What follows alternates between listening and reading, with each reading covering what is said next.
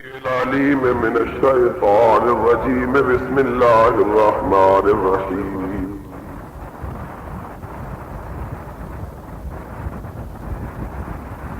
لقد من الله على المؤمنين إذ بعث فيهم رسولا من أنفسهم يتلو عليهم آياته ويزكيهم ويعلمهم الكتاب والحكمة وإن كانوا من قبل لفي ضلال مبين. تمام قسم کی تعریفات وحدہ لا شریک خالق کائنات مالک ارض و سما کے لیے ہے، اور لاکھوں کروڑوں درود و سلام ہو اس ہستی اقدس و مقدس پر جن کا نام نامی اسم گرامی محمد اکرم صلی اللہ علیہ وعلی آلہ واصحابہ وبارک وسلم ہے. وہ ذات مقدسہ مبارکہ مطہرہ کہ رب العزت نے جنہیں رحمت کائنات بنا کر بھیجا اور جن کے ذریعے اہل کائنات کی ہدایت کا اور رہنمائی کا بندوبست فرمایا. محمد الرسول اللہ صلی اللہ علیہ وسلم اس کائنات میں امام ہدایت اور امام رحمت بنا کر بھیجے گئے، اور آپ نے اس کائنات میں جلوگر ہونے کے بعد اہل کائنات کو اللہ کی وحدانیت کا درس دیا اور اپنی رسالت کے ماننے کی دعوت دی. وہ لوگ جو حضرت محمد الرسول اللہ صلی اللہ علیہ وسلم کی دعوت کے قائل ہوئے، انہوں نے اللہ کی توحید کو تسلیم کیا، سرور کائنات حضرت محمد الرسول اللہ صلی اللہ علیہ وسلم کی امامت کے معتقد اور معترف ہوئے، وہ لوگ مسلمان کہلائے. مسلمان ہو جانے کے بعد محمد الرسول اللہ صلی اللہ علیہ وسلم کے احکامات کے مطابق انہوں نے یہ بات اچھی طرح اپنے دل اور دماغ میں بٹھا لی کہ صرف کلمہ طیبہ کا اقرار اور اعتراف، اللہ کی وحدانیت اور محمد الرسول اللہ صلی اللہ علیہ وسلم کی رسالت کی شہادت، یہ جنت میں جانے کے لیے کافی نہیں ہے. اسلام میں داخلے کے لیے یہ بات بہت کافی ہے کہ آدمی اس بات کا اقرار اور اعتراف کرے کہ رب کائنات کے سوا کوئی خالق و مالک، حیات و موت پر قدرت رکھنے والا، زندگی و موت بخشنے والا، نفع و نقصان پہنچانے والا اور عبادت کے لائق کوئی اور دوسرا نہیں ہے. اور ساتھ ہی اس بات پر یقین رکھ لے کہ حضرت محمد الرسول اللہ صلی اللہ علیہ وسلم اللہ کے سچے پیغمبر، اللہ کے سچے نبی اور اللہ کے سچے رسول ہیں. یہ بات اس بات کے لیے کافی ہے کہ انسان کو حلقہ کفر سے نکال کر حلقہ اسلام میں داخل کر لے. صرف اس کے اقرار اور اعتراف سے آدمی مسلمانوں کی برادری کا ایک رکن بن جاتا ہے. لیکن کیا صرف یہ کلمہ شہادت، کیا صرف اللہ کی توحید کا اقرار اور حضرت محمد الرسول اللہ صلی اللہ علیہ وسلم کی رسالت کا اعتراف انسان کو اللہ کے عذاب سے بچانے، اللہ کی جنت میں داخلہ دلوانے، رب کی رضا کے حصول کا موقع فراہم کرنے اور اللہ کی بارگاہ میں مقرب ہونے کے لیے بھی کافی ہے؟ یہ بات کافی نہیں ہے، بلکہ انسان مسلمان ہو جانے اور مسلمان کہلا لینے کے باوجود اس وقت تک جنت کا وارث نہیں بن سکتا جب تک کہ وہ حضرت محمد الرسول اللہ صلی اللہ علیہ وسلم پر اترنے والی کتاب اور نبی پاک صلی اللہ علیہ وسلم کے قول فعل اور آپ کی تقریرات سے وجود پکڑنے والی سنت کی پیروی نہیں کرتا، بلکہ اگر کوئی شخص سارے دین اسلام کی تعلیمات کو مانتا ہے، قرآن حکیم کے ایک ایک حکم کو تسلیم کرتا ہے، حضرت محمد الرسول اللہ صلی اللہ علیہ وسلم کی ساری تعلیمات پر ایمان لاتا ہے، لیکن اس کے باوجود صرف قرآن کے کسی ایک حکم کو یا محمد الرسول اللہ صلی اللہ علیہ وسلم کی طرف سے واجب کیے ہوئے، فرض کیے ہوئے کسی ایک فریضے کو ترک کر دیتا، صرف ایک فریضے کو، اس کا سارا ایمان، اس کا سارا اسلام اس کو جنت میں نہیں لے جا سکتا۔ جنت میں جانے کے لیے یہ ضروری ہے کہ انسان پورے اسلام کو تسلیم کرے، پورے اسلام کو مانے، اور پورا اسلام صرف اللہ کی وحدانیت کے اقرار اور حضرت محمد الرسول اللہ صلی اللہ علیہ وسلم کی رسالت کے اعلان تک محدود نہیں ہے، بلکہ پورے اسلام کا معنی یہ ہے کہ انسان اس بات کا اقرار اور اعتراف کرے کہ میں نے اللہ کے حکم کے سوا کسی دوسرے کا حکم نہیں ماننا ہے، اور اسلام پر عمل پیرا ہوتے ہوئے انسان یہ عقیدہ رکھے کہ حضرت محمد کریم علیہ الصلوۃ والسلام نے عبادات کو جس طریقے پر ادا کرنے کا حکم دیا ہے، میں نے عبادات کو اسی طریقے پر ادا کرنا ہے۔ اگر ایک انسان اللہ کے حکم پر عبادت میں مشغول اور مصروف ہوتا ہے، اللہ کی عبادت کرتا ہے، نماز پڑھتا ہے، روزہ رکھتا ہے، زکوٰۃ دیتا ہے، حج کرتا ہے، لیکن ان ساری عبادات کی ادائیگی میں سرور کائنات علیہ الصلوۃ والسلام کی مخالفت کا طریقہ اختیار کرتا ہے، یا ایسا طرز اختیار کرتا ہے جو محمد الرسول اللہ صلی اللہ علیہ وسلم نے بیان نہیں کیا، ایسے آدمی کی بھی کوئی عبادت اللہ کی بارگاہ میں قابل قبول نہیں ہے۔ عبادات پر کاربند ہونے کے باوجود اللہ کی بارگاہ میں قبولیت کے لیے یہ بات ضروری ہے کہ انسان عبادت کو اس طریقے پر کرے جس طریقے پر حضرت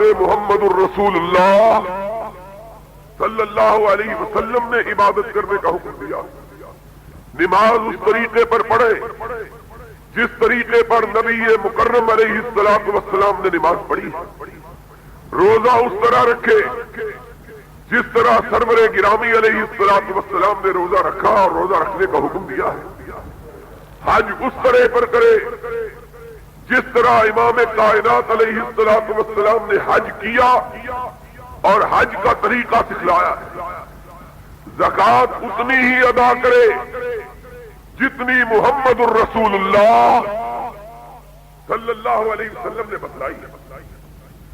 یہ بات بڑی ضروری ہے کہ انسان ساری عبادتیں کرنے کے باوجود اس وقت تک رب کی رضا کو حاصل نہیں کر سکتا جب تک کہ عبادت اس طریقے پر نہ کی جائے جس طریقے پر حضرت محمد الرسول اللہ صلی اللہ علیہ وسلم نے عبادت کی ہے۔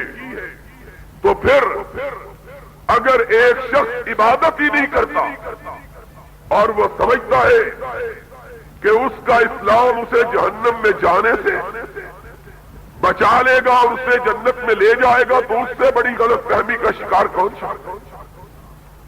اگر عبادت کرتا بھی ہے لیکن وہ طریقہ اختیار نہیں کرتا جو امام کائنات علیہ الصلوۃ والسلام نے اختیار کیا، تب بھی انسان اللہ کی بارگاہ میں سرخرو نہیں ہو سکتی، اور اگر کوئی عبادت ہی نہیں کرتا پھر وہ رب کی بارگاہ میں قرب کیسے حاصل کرے؟ اس لیے یہ بات ہمیں اچھی طرح اپنے ذہنوں میں بٹھا لینا چاہیے کہ کسی شخص کی کوئی عبادت اس وقت تک قابل قبول نہیں ہے جب تک کہ وہ اس طریقے پر اس عبادت کو ادا نہ کرے جس طریقے پر محمد الرسول اللہ صلی اللہ علیہ وسلم نے اسے ادا کیا یا اسے ادا کرنے کا حکم دیا۔ ایمان اور اسلام صرف زبان سے اقرار، اعتراف، اعلان اور اظہار کر لینے کا نام نہیں ہے، بلکہ اپنے عمل سے اس اعلان کی تائید کرنے کا نام ایمان اور اسلام ہے۔ اسی لیے ایمان کی جو تعریف علماء نے کی ہے وہ یہ ہے کہ ایمان صرف زبانی اقرار کا نام نہیں ہے، بلکہ ایمان اسے کہتے ہیں کہ زبان سے آدمی اقرار کرے، دل سے اسے تسلیم کرے، اپنے عمل سے اس کی تائید کرے۔ اگر زبان سے اقرار نہیں کرتا تو کافر ہے، اگر زبان سے اقرار کر کے دل سے تصدیق نہیں کرتا تو منافق ہے، اگر زبان سے اقرار کرتا ہے دل سے تصدیق کرتا ہے لیکن اپنے عمل سے اس کی تائید نہیں کرتا تو بے عمل ہے، جہنمی۔ مومن صرف کہلانے کا حقدار وہ شخص ہے جس کے دل اور زبان میں کوئی فاصلہ نہ ہو اور عمل میں اور زبان میں کوئی اختلاف نہ ہو، اسے مومن کہا جاتا ہے۔ محمد الرسول اللہ صلی اللہ علیہ وسلم نے اپنے فرمان سے اس بات کی تصدیق کی ہے۔ آپ نے فرمایا کہ اے مسلمانوں، جب تم اللہ کی راہ میں جہاد کے لیے اپنے گھروں سے نکلو اور دوسرے شہروں پر حملہ کے لیے جاؤ، کسی شہر میں ایسے وقت میں پہنچو جبکہ رات ہو چکی ہو، فوری طور پر حملہ نہ کرو بلکہ صبح تک انتظار کرو۔ اللہ کے رسول صبح تک انتظار کیوں کرے؟ فرمایا اس لیے کہ تمہیں پتہ چل جائے کہ یہ شہر، یہ بستی مسلمانوں کی ہے کہ کافروں کی۔ اللہ کے رسول ہمیں اس بات کا علم کیسے ہو؟ آپ نے فرمایا صبح تک انتظار کرو، اگر نماز فجر کے لیے بستی میں اذان دی جائے تو سمجھو کہ مسلمانوں کی بستی ہے، اگر اس بستی میں اذان نہ ہو تو سمجھ لو کہ یہ بستی کافروں کی ہے۔ تو اللہ کے حبیب حضرت محمد الرسول اللہ صلی اللہ علیہ وسلم نے اسلام کے ثبوت کے لیے اذان کو لازمی قرار دیا کہ اذان ایک عمل ہے جس عمل سے مسلمان یہ ثابت کرتا ہے کہ میں مسلمان ہوں۔ اور پھر اس سے بھی آگے آپ نے یہ بات ارشاد کی ہے، حدیث پاک میں آیا ہے، نبی محترم صلی اللہ علیہ وسلم نے فرمایا ہے، اپنی مسجد پاک میں بیٹھ کر، مدینہ طیبہ میں بیٹھ کر عشاء کی نماز سے آپ فارغ ہوئے، اپنے صحابہ کی طرف رخ کیا، ان کو مخاطب ہو کے کہنے لگے، میرے صحابہ، میرا جی چاہتا ہے کہ کل عشاء کی نماز کے وقت میں کسی اور شخص کو اپنے مصلے پہ کھڑا کروں، وہ شخص نماز پڑھائے اور میں مدینے کی گلیوں اور کوچوں میں گردش کروں اور دیکھوں کہ جو شخص اذان سننے کے بعد نماز عشاء کھڑی ہو جانے کے بعد پھر بھی مسجد میں آ کے نماز میں شریک نہیں ہوا، میں اس کے گھروں کو آگ لگا دوں اور بتلا دوں کہ یہ گھر مسلمانوں کا گھر نہیں ہے۔ محمد الرسول اللہ صلی اللہ علیہ وسلم اس فرمان کا معنی یہ ہے کہ مومن وہ ہے جو صرف زبان سے لا الہ الا اللہ کہہ کر محمد الرسول اللہ پکار کر پھر اپنے آپ کو مسلمان نہیں کہلاتا، بلکہ مومن وہ ہے جو زبان سے اسلام کا اقرار کرنے کے بعد دل سے تصدیق کر کے اپنے عمل سے اس کا ثبوت فراہم کرتا ہے۔ جس کے قول اور فعل، جس کی زبان کے اقرار اور عمل میں تضاد ہو، وہ سب کچھ ہو سکتا ہے، محمد کی امت میں سے نہیں ہو سکتا صلی اللہ علیہ وسلم۔ اس لیے ہمیں یہ بات اپنے ذہنوں میں بٹھا لینی چاہیے کہ ایمان کسے کہتے ہیں، اسلام کسے کہتے ہیں۔ ایمان اور اسلام صرف لا الہ الا اللہ محمد الرسول اللہ پڑھ لینے کا نام نہیں ہے۔ میں نے پہلے کہا ہے صرف کلمہ پڑھنے سے آدمی کے نام کا اندراج مسلمانوں کے رجسٹر میں تو ہو جاتا ہے، لیکن قیامت کے دن اللہ اس سے محمد کی امت کا سا سلوک نہیں کرے گا۔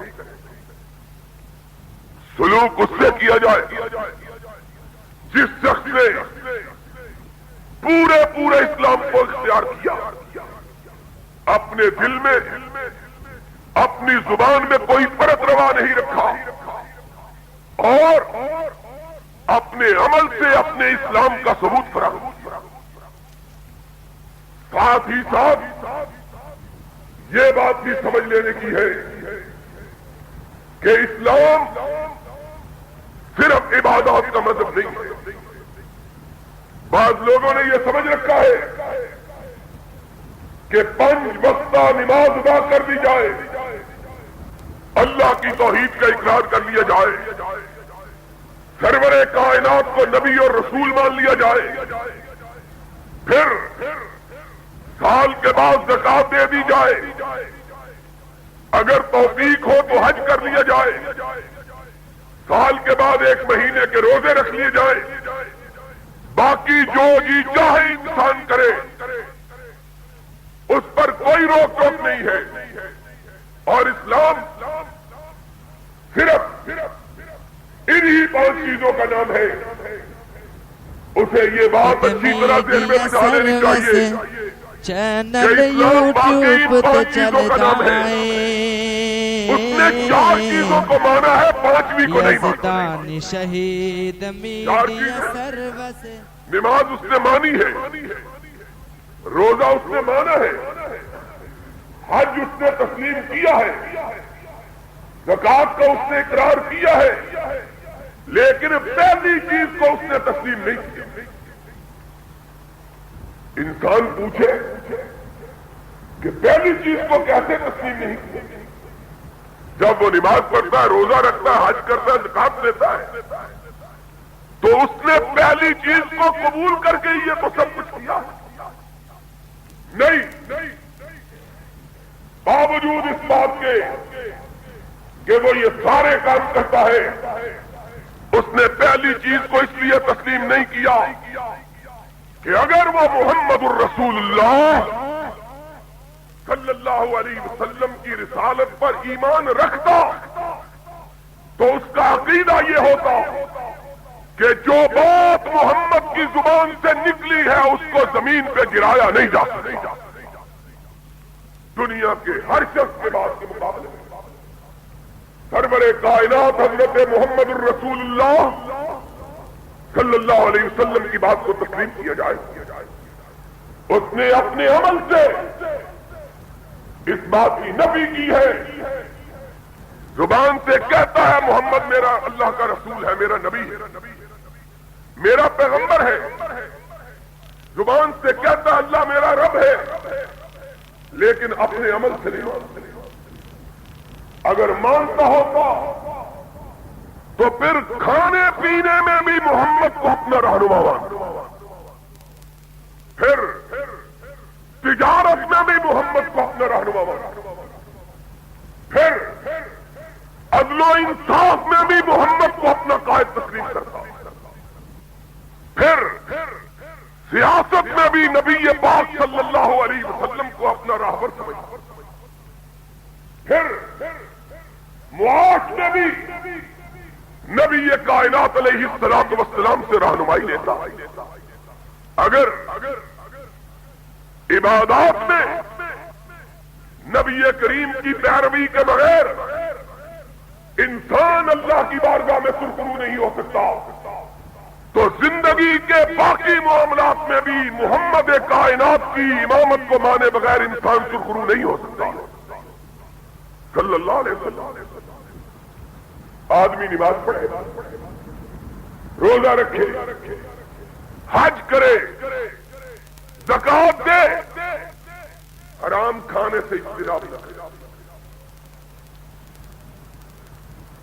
سود بھی کھاتا رہے, رشوت بھی کھاتا رہے, مال حرام بھی ہڑپ کرتا رہے. امام کائنات علیہ الصلوۃ والسلام نے فرمایا ہے کہ حرام چیزوں میں سے یہ بھی ہے کہ کاہن کا نذرانہ,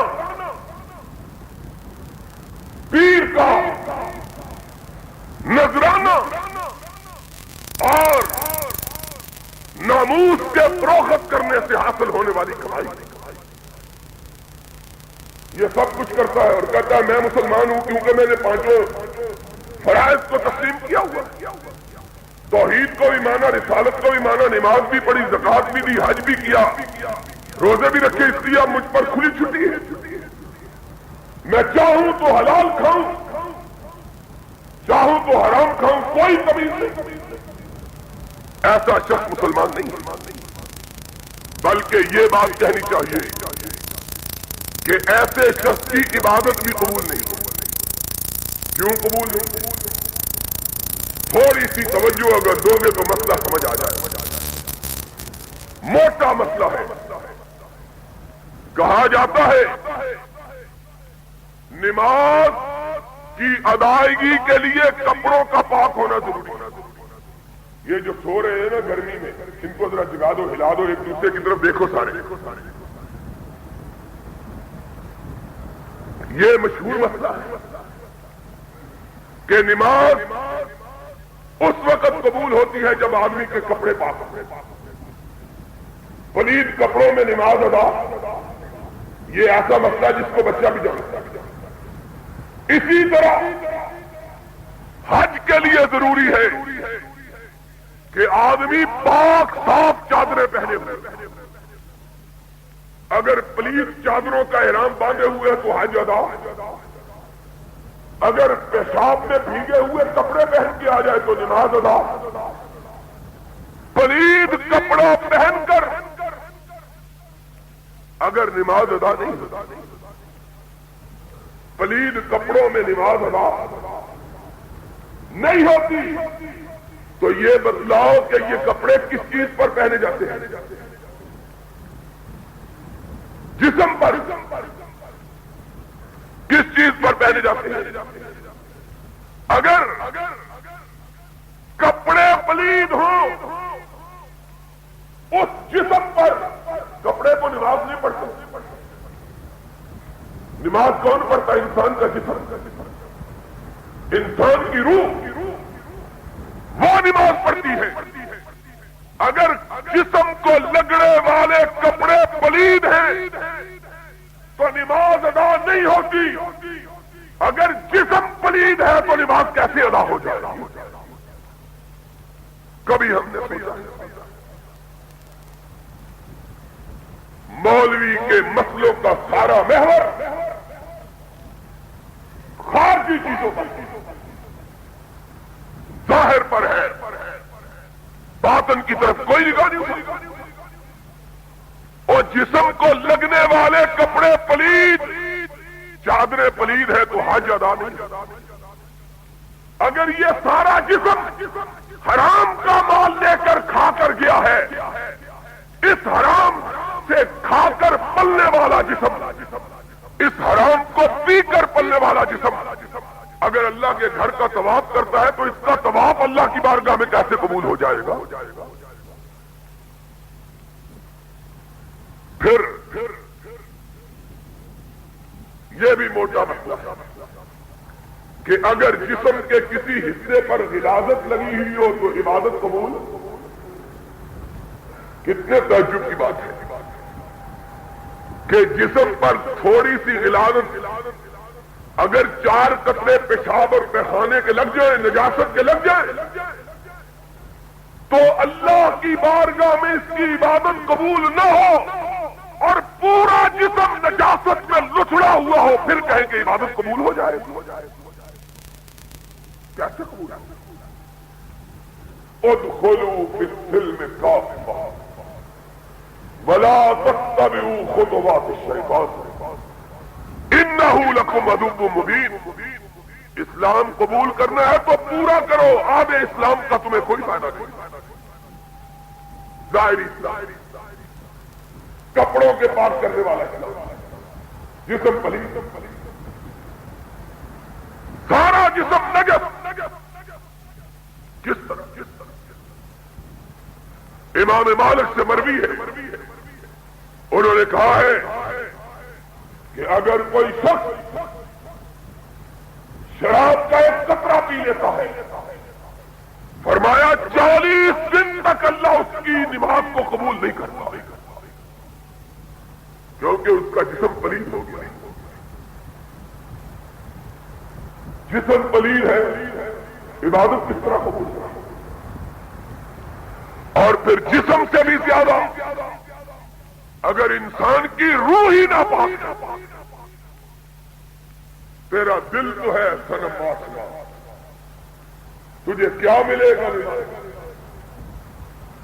उसको नमाज से क्या हासिल? जाहिरी तौर पर ये नमाज पढ़ रहा,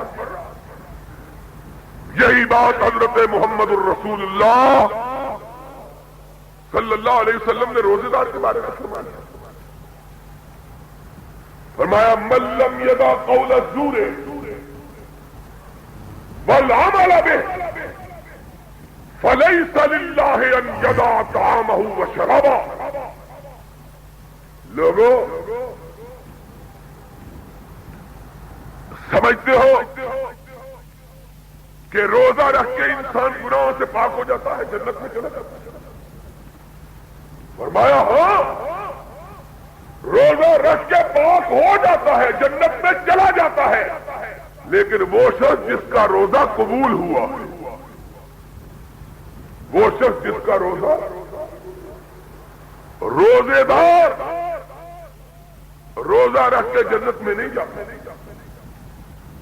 बल्कि वो रोजेदार जन्नत में जाता है जिसके रोजे को रब ने, और कबूल किसका होता है? जिसका जिस्म पाक है, जिसकी रूह पाक है। नमाज किसकी कबूल होती है? जिसके कपड़े पाक, जिसका जिस्म पाक और जिसकी रूह पाक। इमाम कायनात की अपनी कही हुई बात, मल्लम यदा कौल ज़ूर वल अमल बिह, फरमाया जो झूठ बोलता है रोजा सिर्फ झूठ, सिर्फ फरमाया उसका जिस्म नापाक हो जाता है। झूठ बोलने से इंसान का जिस्म नापाक हो जाता है, गलत बयानी से इंसान का जिस्म पलीद हो जाता है, बुरी बात कहने से इंसान का जिस्म ناپاک ہو جاتا ہے اگر اس بری بات پہ عمل بھی کر لیتا ہے، پلیدی میں اضافہ ہو جاتا ہے۔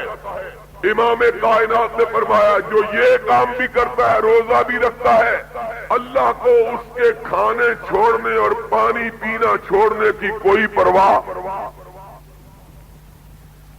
اس سے معلوم ہوتا ہے کہ اسلام صرف اس بات کا نام نہیں ہے کہ آدمی زبان سے لا الہ کہتے، زبان سے کہہ بھی دیا لا الہ تو کیا حاصل، دل و نگاہ مسلمان نہیں تو کچھ بھی نہیں، اور ساتھ ہی اس کا نام بھی اسلام نہیں ہے کہ فرائض کی ادائیگی کر لیتا ہے، کہتا میں بڑا مسلمان ہوں۔ کلمہ پڑھنے کے بعد، فرائض کی ادائیگی کے بعد اس بات کو اپنے دل اور دماغ میں بٹھائے کہ محمد الرسول اللہ صلی اللہ علیہ وسلم کے سوا میرا قائد، امام، راہبر، رہنما اور کوئی دوسرا موجود۔ اور کون ہوتا ہے امام قائد؟ کہ جو بات کہے وہ مانے اور جس بات سے وہ روکے۔ ما آتاکم الرسول فخذوہ وما نہاکم عنہ فانتہوا، اس کا نام ہے۔ اور اس کے لیے لازمی بات یہ ہے کہ آدمی، انسان اپنی روزی کو پاک بنائے، انسان لقمہ عیش اپنے بچوں کو حلال کھلائے۔ امام ابن تیمیہ رحمت اللہ علیہ نے فرمایا ہے جو جسم حرام سے پرورش پائے اس سے حلال کی توقع نہیں رکھنی۔ جو جسم حرام سے پرورش پائے اس سے حلال کی توقع۔ آدمی بوتا تو گندم ہے، گندم کا بیج بوتا ہے اور کاٹتے وقت یہ سوچتا ہے کہ میں چاول کاٹ دوں گا۔ انسان امرود کا باغ لگاتا ہے، یہ تصور نہیں کر سکتا کہ کٹائی کے وقت اور فصلوں کی چرائی کے وقت اور پھلوں کے پک جانے کے بعد ان کو اتارنے کے وقت امرود کے پیڑوں کے ساتھ آم کے پھل لگے ہوئے، جو بوئے گا وہی پائے گا۔ اگر انسان اپنے نفس کو سرکشی پر نہیں ٹوکتا، اس کو اللہ کی بغاوت سے نہیں روکتا، انسان اپنے نفس کو، ہر شخص اپنے نفس کی خود نگہداشت کرے۔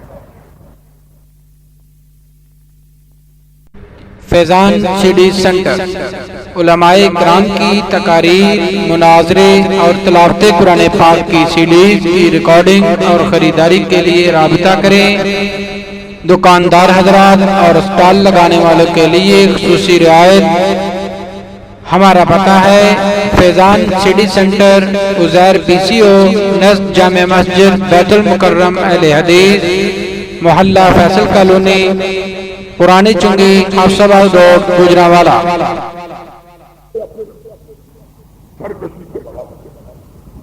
بات کرے کہ میں نے تجھ کو لقمہ حرام نہیں کھانے دیا،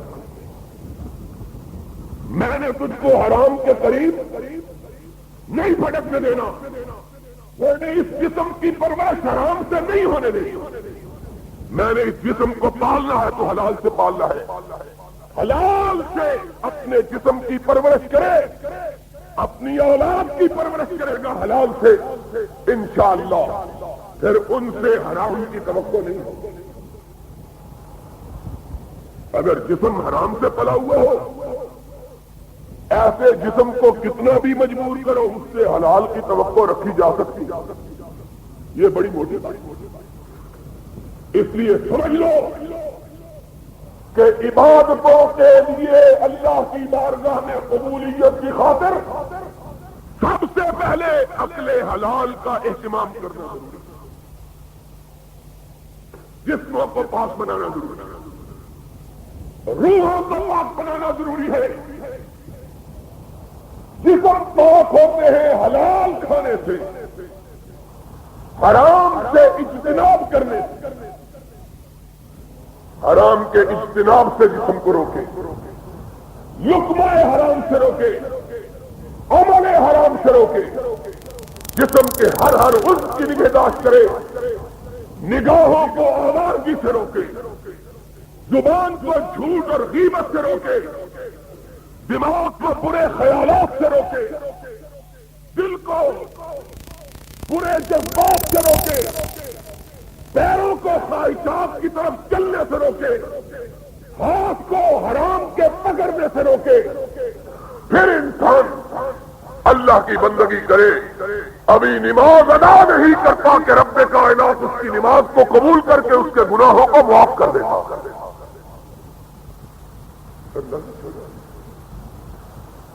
پھر چھوٹی چھوٹی غلطیاں ہو جاتی ہیں، لیکن اگر اپنے آپ کو حرام سے بچا رکھا ہے تو کیا ہوتا ہے؟ ایک آدمی نبی پاک صلی اللہ علیہ وسلم کے پیچھے نماز ظہر ادا کرتا ہے، حضور سلام پھیرتے ہیں، اس کی آنکھوں سے آنسو روان، کہتا ہے یا رسول اللہ اذنب،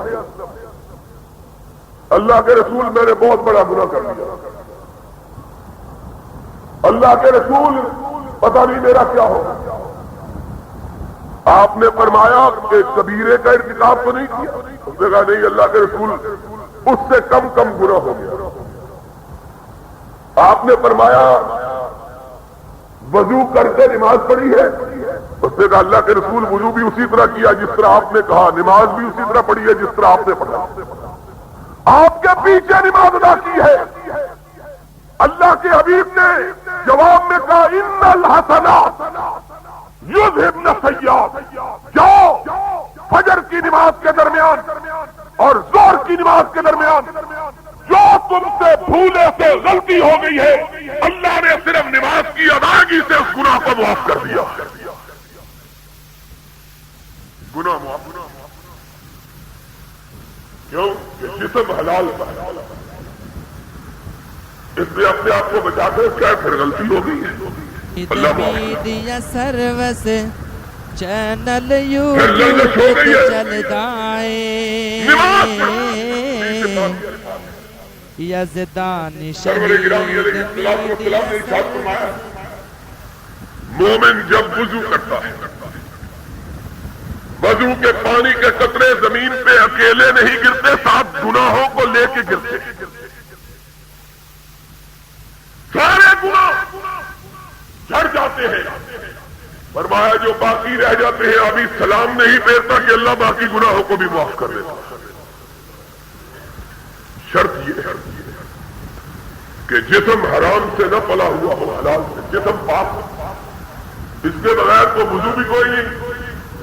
اگر انسان پہ غسل واجب ہو اور وہ وضو کر کے سمجھے میری نماز ہو جائے گی تو نماز ادا، کیونکہ پلیدی بڑی ہے، وضو کی پاکیزگی چھوٹی ہے۔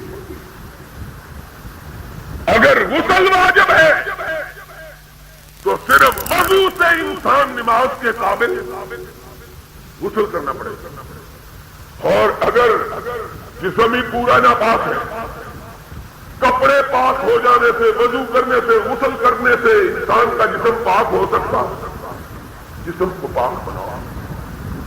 عقل حلال کا اہتمام کرو، حلال روزی کھاؤ، اپنے بچوں کو حلال کھلاؤ، ان تمام معاشی مسائل سے احتراز کرو جن معاش کے مسائل کو محمد الرسول اللہ صلی اللہ علیہ وسلم نے حرام قرار دیا یا محمد کے خدا نے قرآن میں حرام قرار دیا، ان سے اجتناب۔ اور بڑے بڑے حرام کیا ہے؟ بڑے سے بڑا حرام آج ہمارے پاکستان کے اندر حلال ہو گیا. کوئی چیز اب ہمارے ہاں حرام نہیں. قرآن سے یہ معلوم ہوتا ہے، قرآن کے کہ سب سے بڑا حرام اگر کوئی ہے تو وہ سود ہے. قرآن کی تعلیمات سے سمجھو میری بات کو، خنزیر بھی حرام ہے، خنزیر بھی، شراب بھی، جوا بھی، یہ ساری چیزیں حرام، یہ ساری چیزیں حرام ہیں.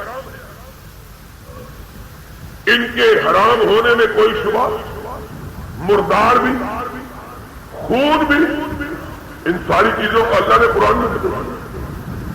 لیکن کسی حرام کے لیے وہ بات نہیں کہی جو سود کے لیے کہی. کسی حرام کے لیے یہ بات نہیں. سارے حرام چیزوں کا اللہ نے ذکر فرمایا. گلا گھونٹ کے مرنے والا جانور حرام، مردار حرام، خنزیر حرام، شراب حرام. کہا پجتنبوا، مومنو ان کے قریب نہ جاؤ، مومنو ان کے، یہ حرام ہے، ان کے قریب نہ جاؤ، ناپاک ہو جاؤ گے. سود کا ذکر آیا، رب نے یہ نہیں کہا کہ یہ حرام ہے اس کے قریب نہ جاؤ. کہا اتقوا اللہ وذروا ما بقی من الربا ان کنتم مؤمنین. ایمان اور سود دونوں اکٹھے نہیں ہو سکتے. ایمان اور سود دونوں اکٹھے، یہ دوسرا کسی چیز کے بارے میں آج مسئلہ یاد کر کے جانا، سمجھ کے جانا مسئلے. ایمان اور سود دونوں اکٹھے تیسرے پارے میں سورہ آل عمران میں تھا. اتقوا اللہ وذروا ما بقی من الربا ان کنتم مؤمنین. مومن سود نہیں کھاتا. پھر کہا شراب، سور، حتیٰ کہ غیر اللہ کی نظر، ما احل بہ لغیر. 9 چیزوں کو گنا اللہ نے. حرمت علیکم المیتۃ والدم ولحم الخنزیر.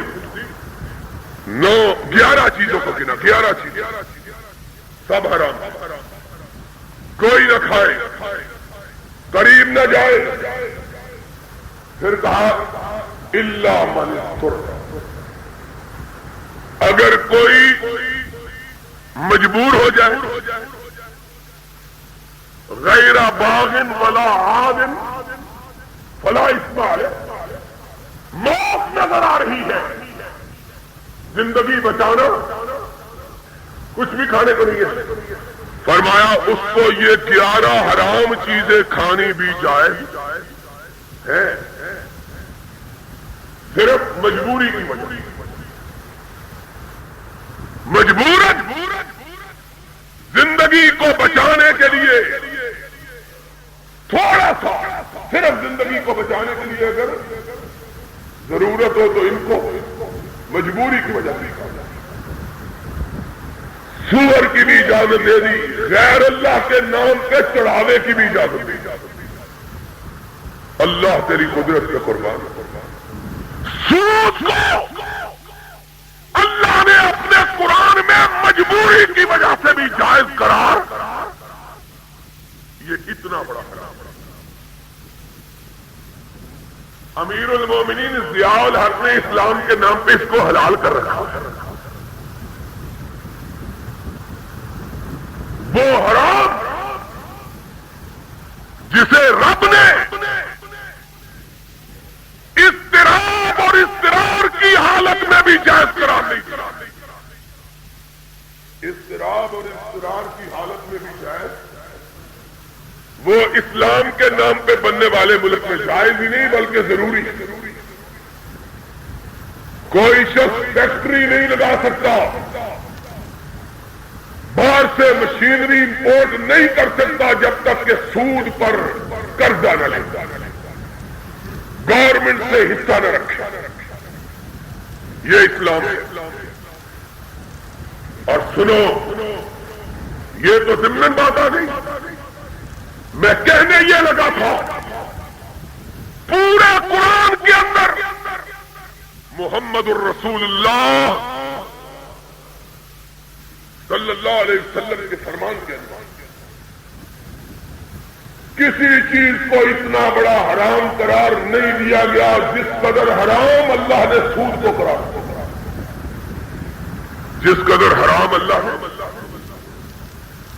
ایک مسئلہ میں نے سمجھایا کہ مجبوراً باقی حرام چیزیں جان بچانے کے لیے اگر ضروری ہو، مر رہا ہو عام حالت میں نہیں، موت ہو رہی ہو، جان بچانے کے لیے ان کو استعمال، لیکن سود کو جان بچانے کے لیے بھی استعمال کرنا جائز ہے۔ ایک بات۔ دوسری بات سنو،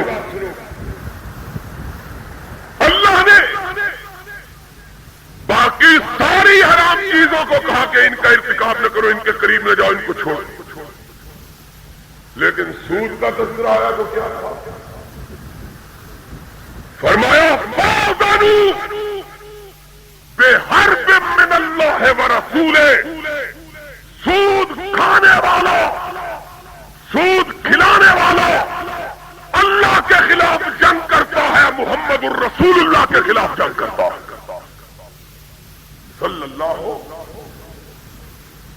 اسے اللہ کے خلاف جنگ کرنے والا، رسول اللہ کے خلاف جنگ کرنے والا قرار دیا، اور کسی حرام جانے والے کا یہ سختی کے ساتھ اعلان نہیں کیا جس قدر سود کا کیا۔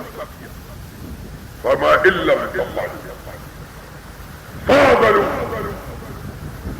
بِحَرْبٍ مِّنَ اللَّهِ وَرَسُولِهِ، اگر تم سود لینے دینے سے باز نہیں آتے تو اللہ کے خلاف، رسول اللہ کے خلاف اعلان جنگ ہے، جنگ کے لیے تیار ہو جاؤ۔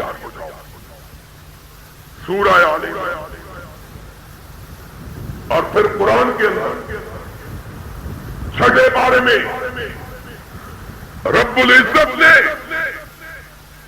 اپنے خلاف، رسول اللہ کے خلاف جنگ کرنے والوں کا انجام اور ان کی سزا کیا بتائی، وہ بھی اس قرآن کے اندر ہوئی ہے۔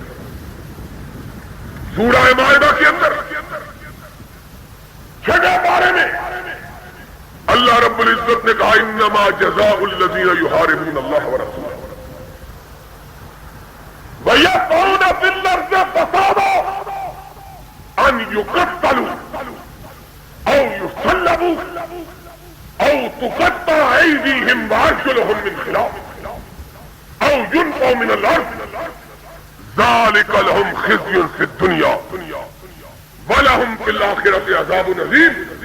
اللہ رسول کے خلاف جنگ کرنے والوں کا انجام یہ ہے، ان کی سزا یہ ہے، ان کو ٹکڑے ٹکڑے کر دیے جائیں، ان کے ہاتھ کاٹ دیے جائیں، ان کے پاؤں کاٹ دیے جائیں، اور اسلامی سلطنت سے ان کو نکال کر باہر پھینک دیے جائیں۔ یہ سزا ہے اللہ رسول کے خلاف جنگ کرنا۔ مومنو، آج ہمارے معاشرے کے اندر سود اس طرح رچ اور بس گیا ہے کہ ہماری معیشت کا ایک حصہ بن گیا۔ مومن وہ ہے، مسلمان وہ ہے جو مر جانا گوارا کر لیتا ہے، اپنی اولاد کو حرام کھلانا اور خود کھانا گوارا سود کے قریب نہیں پڑی۔ اور بدقسمتی کی بات یہ ہے کہ سود لیتے لیتے خوشحال لوگ، مرنے والا کوئی نہیں لیتا۔ اللہ کو بھی پتا، اللہ کو بھی اس بات کا علم تھا کہ مردار غریب آدمی مر رہا ہو اس کے لیے مردار حلال ہے، کیونکہ غریب مجبور ہوتا ہے، لیکن سود کو مجبوراً بھی اس لیے حلال نہیں کیا اس لیے کہ کوئی غریب سود لینے پر کبھی مجبور ہوتا ہی نہیں۔ سود لیتا ہی وہ ہے، سود دیتا ہی وہ ہے جو خوشحال ہوتا ہے، جس کے اندر ہوس ہوتی ہے مال کے جمع کرنے، لالچ نے جس کی آنکھوں کو اندھا کیا ہوا ہوتا ہے، ہوس نے جس کی آنکھوں پہ پٹی باندھی ہوئی ہوتی ہے، دنیا کی ہرس نے جس کو بولا بنایا ہوا ہوتا ہے، سود لین دین کا کام وہی کرتا ہے۔ ایک کارخانہ ہے، دل کے اندر ہوس ہے دو ہو جائے، ایک فیکٹری ہے دل کے اندر خواہش ہے دو ہو جائے، ایک زمین کا ٹکڑا ہے چاہتا ہے دو ہو جائے۔ فرمایا اے میرے حبیب صلی اللہ علیہ وسلم، بنی آدم کو کہہ دو کہ تمہاری ہوس کی آنکھ کو صرف قبر کی مٹی ہی پر کر سکتی ہے اور کوئی نہیں۔ حرام سے کبھی ہوس کی آگ بجھتی نہیں۔ اس لیے دوستو اس بات کا خیال رکھو، اسلام اس بندے کا نہیں ہے جو بڑا نمازی، حاجی، روزہ رکھنے والا، زکات دینے والا، بلکہ اسلام اس بندے کا ہے جو حرام کھانے سے، حرام کھلانے سے، حرام اپنے بچوں کو حرام سے پرورش کرنے سے اجتناب کرتا ہے۔ اور سب سے بڑا حرام کیا ہے؟ سود۔ اس کے بعد سب سے بڑا حرام لوگوں کا حق مارنا، اس کے بعد سب سے بڑا حرام لوگوں کا حق مارنا۔ انشاءاللہ العزیز اگلے خطبہ جمعہ میں یہ بتلایا جائے گا کہ محمد الرسول اللہ صلی اللہ علیہ وسلم نے اپنے فرمان میں اور رب کائنات نے اپنے قرآن میں کس طرح مومنوں کو عقل حلال کی تلقین کی، اور کون کون سی تجارت کی قسمیں ہیں جو حرام ہیں، جن کو لوگوں نے تجارت سمجھا ہوا ہے، حقیقت میں حرام۔ مومن وہی ہے، نماز اسی کی ہے، رمضان کا مہینہ برکتوں والا آ رہا، روزے اسی کے اللہ کی بارگاہ میں قبول ہوں گے جس نے پہلے اپنے جسم کو پاک بنایا۔ جس کا جسم ناپاک ہے اور حرام کے لقمے کے کھانے والے کا جسم کبھی بھی پاک ہو سکتا، اس کی مثال کیا ہے؟ اس کی مثال یہ ہے کہ ایک کنویں میں کتا گر جاتا ہے، ایک کنویں میں مولوی سے جا کے مسئلہ پوچھتے ہیں، مولوی جی کنویں میں کتا گر گیا، پاک کیسے کرے؟ مولوی فقہ کی کتاب نکالتا ہے، کہتا ہے 250 بوکے نکالو، 250 بوکے کہتے تھے نا، 250 ڈول پانی کے نکالو، کنواں پاک ہو جائے گا۔ بلا مانے چاہتا ہے کتا بیچ میں ہی پڑا ہوا ہے، بوکے نکالتا رہتا ہے۔ 250 نہیں 2500 بھی نکال لے کنواں پاک، پہلے کتا نکال لے۔ سنو، 100 وضو نہیں 1000 وضو کر لو، 100 غسل نہیں 1000 غسل کر لو، جب تک پہلے جسم پاک نہیں، جسم کے اندر والی روح پاک نہیں، 1000 غسل سے بھی انسان کا جسم پاک ہو سکتا، یہ پاک ہوگا عقل حلال سے۔ عقل حلال کے کیا طریقے اور حرام سے اجتناب کے کیا طریقے ہیں، انشاءاللہ اس کا تذکرہ آئندہ خطبہ جمعہ میں ہوگا۔ وآخر دعوانا الحمدللہ رب العالمین۔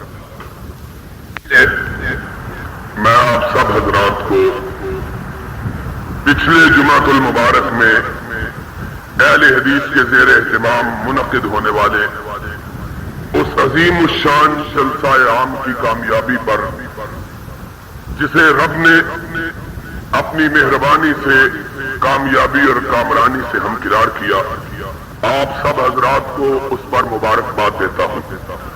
اللہ سے دعا ہے اللہ اپنی توحید کے ماننے والوں اور اپنے رسول کے پیروکاروں کے اس اجتماع کو قبول فرماوے، اور جن لوگوں نے اس میں محنت کی ہے، دامے درمے قدمے سکھنے اس میں جد و جہد کی ہے، اللہ ان کی جد و جہد کو قبول فرمائے۔ حقیقی بات یہ ہے نا انصافی ہوگی اگر میں اپنی مسجد کے نمازیوں کا بالعموم اور اپنے برخوردار نعیم بادشاہ اور اپنے بھائی میر اشرف صاحب کا خصوصی طور پر شکریہ ادا نہ کروں، اور ان نوجوانوں کا جنہوں نے ان کے ساتھ مل کر بڑی جد و جہد سے جلسے کے انتظامات کیے۔ اللہ تعالیٰ ان سب حضرات کو جزائے خیر عطا فرمائے۔ انہوں نے اپنے کاروباروں کو چھوڑا، اپنے گھر کے کاموں سے علیحدگی اختیار کی اور اہل حدیث کے اس اجتماع کو کامیاب بنانے کے لیے سرگرم عمل رہے، دن رات جد و جہد کی۔ سارے نام نہ لینے کا وقت ہے نہ مجھے یاد ہے، لیکن میں سمجھتا ہوں کہ آپ سب حضرات نے اپنی اپنی بساط کے مطابق اور ان دو اشخاص نے اپنے رفقا اپنے ساتھیوں کے سمیت بالخصوص بے انتہا محنت کی ہے۔ میری اللہ سے دعا ہے اللہ آپ سب کو، ان دونوں حضرات کو، ان کے رفقا کو اس کا بہترین بدلہ دنیا اور آخرت میں عطا فرمائے۔ حقیقی بات یہ ہے کہ جس قدر اللہ رب العزت نے اس جلسہ عام کے انعقاد میں ہمیں کامیابی بخشی، ایمانداری کی بات کہنی چاہیے، ہمیں اس کامیابی کی کوئی توقع نہیں، وہم و گمان میں بھی نہیں تھا کہ اللہ کی توحید کے متوالے اتنے دور دراز سے اتنی بڑی تعداد میں اتنی سخت گرمی کے اندر اتنی چلچلاتی دھوپ میں بیٹھیں گے۔ میں نے میر صاحب کو اور اپنے ساتھیوں کو کہا کہ ٹینٹوں کا کوئی انتظام ہونا چاہیے۔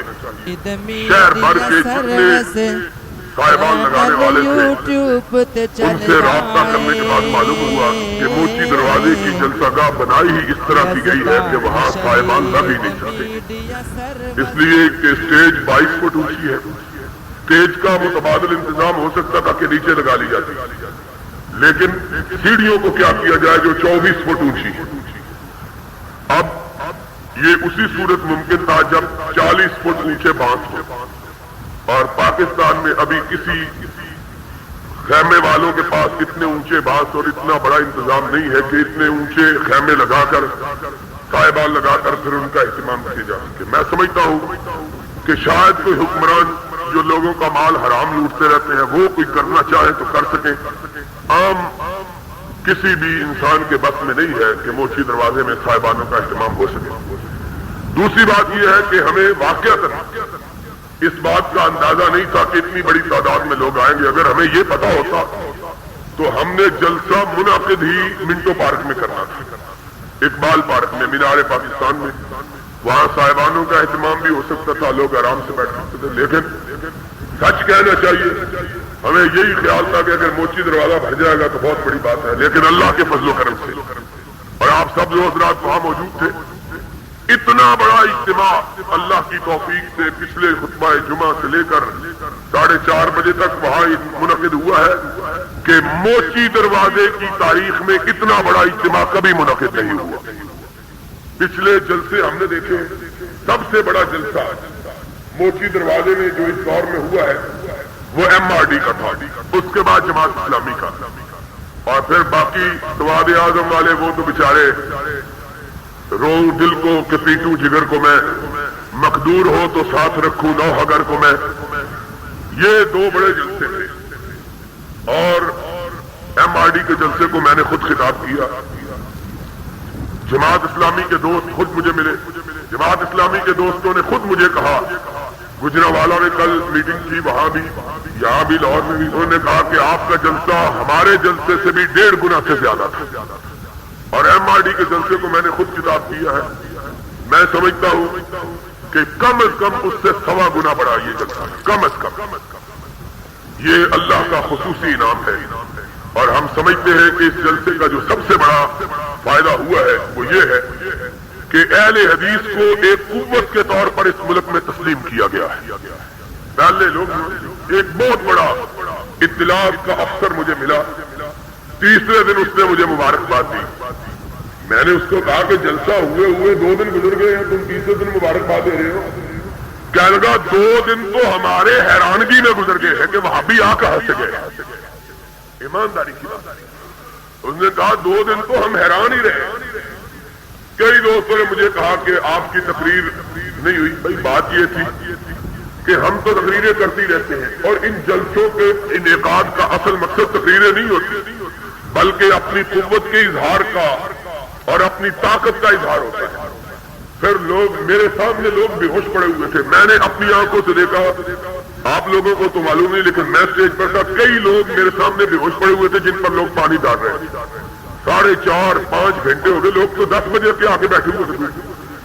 میں ایمانداری سے کہتا ہوں کہ اس دن میری حالت جتنی خراب تھی، باوجود صاحبان کے نیچے کے بیٹھنے کے، میں زندگی میں کسی جلسے میں اپنی حالت کو اس قدر خراب محسوس نہیں کیا. کچھ ویسے بھی تھکاوٹ تھی، لیکن گرمی اتنی زیادہ تھی، اور میں سمجھتا تھا کہ جو لوگ بیچارے بغیر صاحبان کے ننگی دھوپ میں بیٹھے ہوئے، ان کا حال کیا ہوگا. ان کا حال تو جو ہونا تھا. کئی مولویوں کا اپنی مسجدوں کے سائے کے نیچے بیٹھ کے حال خراب ہو گیا تھا. ان میں سے ایک مولوی کا فتویٰ بھی چھپا. اس نے کہا ہے اہل حدیث کو تمہیں معافی مانگنی چاہیے کیونکہ کھلے میدان میں جمعہ نہیں ہوتا. اس بیوقوف کو کیا پتا ہے کہ جمعہ کہاں ہوتا ہے. یہ کچی روٹی پکی روٹی پڑھنے والے لوگ ہیں. ان بیچاروں کا مبلغ علم ہی اتنا ہے کہ جمعہ ہوتا کہاں ہے اور کہاں نہیں ہوتا. جو چیز جہاں ہوتی ہے وہاں پڑھتے نہیں. عید مسجد میں نہیں ہوتی، یہ مسجد ہی میں پڑھتے ہیں. محمد الرسول اللہ صلی اللہ علیہ وسلم نے زندگی بھر میں کبھی بھی مسجد نبوی، جو دنیا کی کعبے کے بعد سب سے مقدس مسجد ہے، ماں سوائے بارش کے کبھی بھی نبی پاک صلی اللہ علیہ وسلم نے مسجد میں عید کی نماز ادا وہ تو مسجد میں پڑھتے ہیں. وہ تو مسجد میں پڑھتے ہیں. اور جمعہ نبی پاک صلی اللہ علیہ وسلم نے جمعے کے فرض ہونے کے بعد پہلا جمعہ میدان میں ادا کیا. پہلا جمعہ میدان میں. مولوی بیچارے کو کیا پتا ہے کہ رسول اللہ کی حدیث کیا ہے. اس کو تو حدیث مل گئی، پھر بھی یہی پوچھے گا کہ پتہ نہیں یہ حدیث ہمارے مذہب کے مطابق ہے کہ نہیں. اس بیچارے کو اور پھر فتویٰ دیتے ہوئے اپنے بڑوں کو بھی بھول گیا ہے. وہ مولوی صاحب نے جواب دیا تھا کہ 2 جمعے پہلے تو تیرے پیو نے دھوبی گھاٹ میں جمعہ پڑھا ہے، پان والے نے بھی، پورے والے نے بھی، فیصلہ آباد میں.